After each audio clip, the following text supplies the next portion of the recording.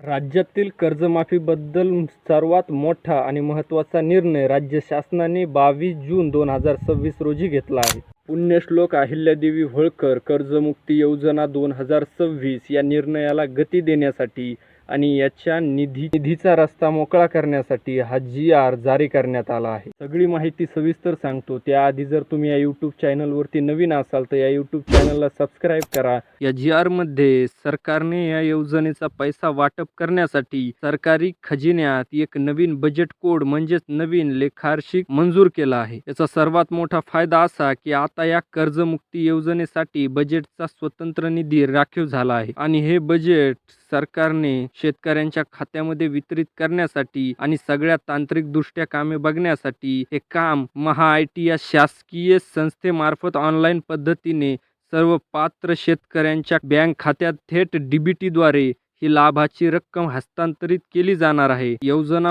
पूर्णपणे सुरक्षित राहावी म्हणून या बाबीसाठी येणाऱ्या संपूर्ण खर्चाचे नियंत्रण अधिकारी म्हणून पुणे येथील सहकार आयुक्त व निबंधक सहकारी संस्था यांना अधिकृत करण्यात आले आहे. तसेच पैसे वितरित करण्याचे म्हणजेच आहरण व वितरण अधिकारी म्हणून घोषित केले आहे. याचा अर्थ निधी थेट मंत्रालयातून सहकार आयुक्ताकडे आणि तिथून MahaITच्या मदतीने सरळ तुमच्या बँक खात्यामध्ये वळवला जाईल.